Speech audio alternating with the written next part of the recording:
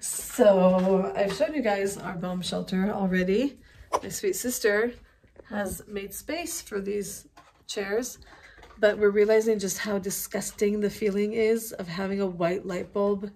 It's just not a good feeling. So we're trying to find a light that's a bit more pleasant. Because if we're gonna be sitting here, then it might as well feel nice to the soul as much as it can be. I don't know if it's possible, because it's technically like a really unpleasant bomb shelter. Like it's a storage bomb shelter, you know?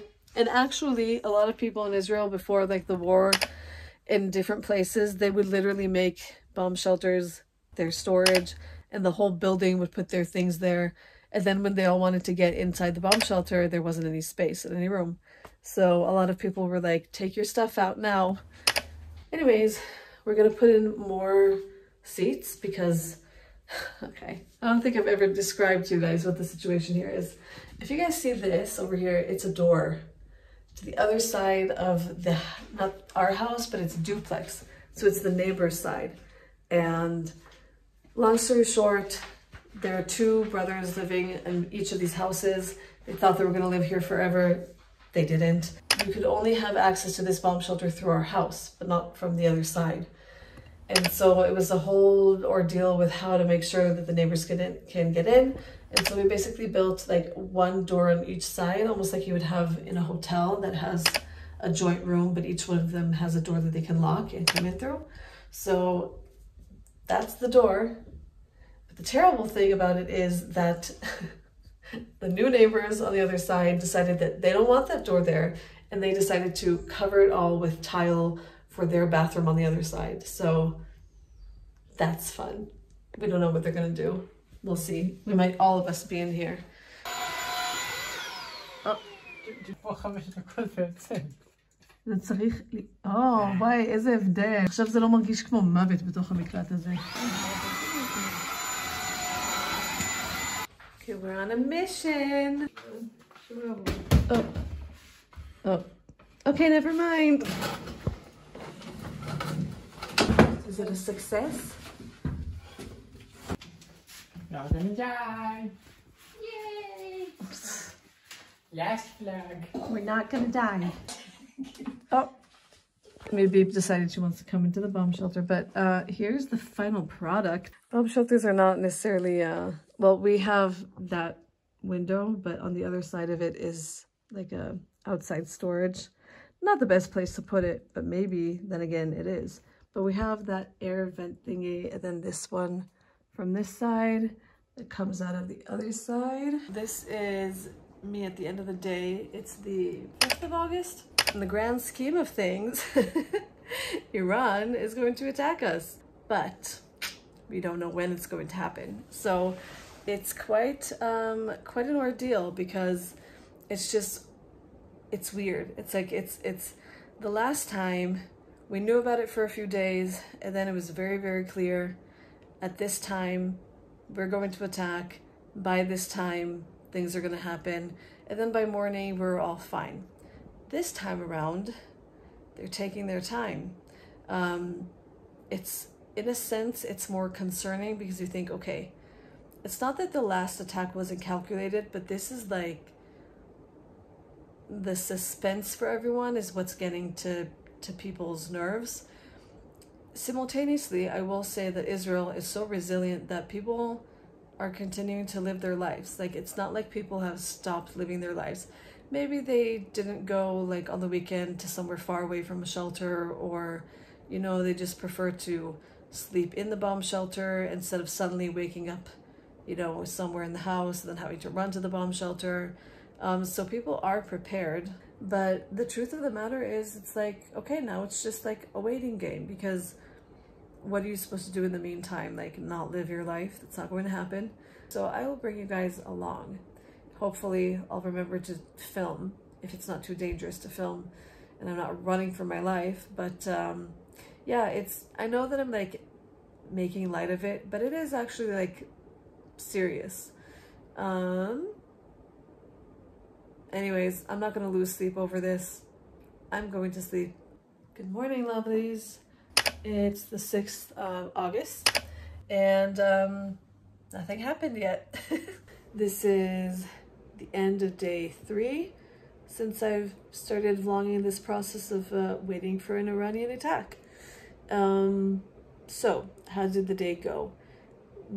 Sort of normal. The day went sort of normal.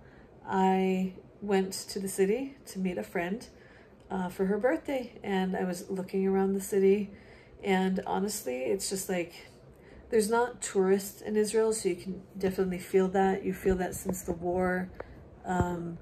You feel it.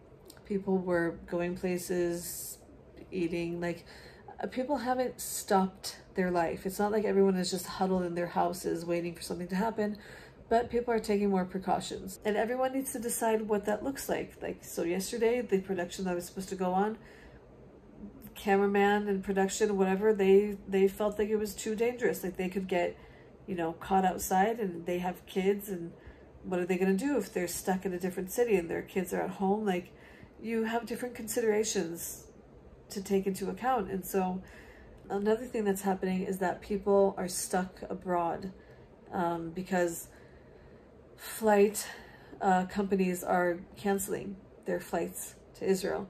And some of them are even like EasyJet. They're like, we're not going to renew our flights with you guys until March of 2025. So some people are stuck abroad. Some people are waiting to see how they can get back home. It's also a lot of money to sort of change your flights and see what companies are coming to Israel.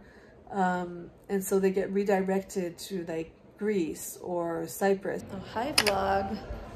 Anton here. And lighting.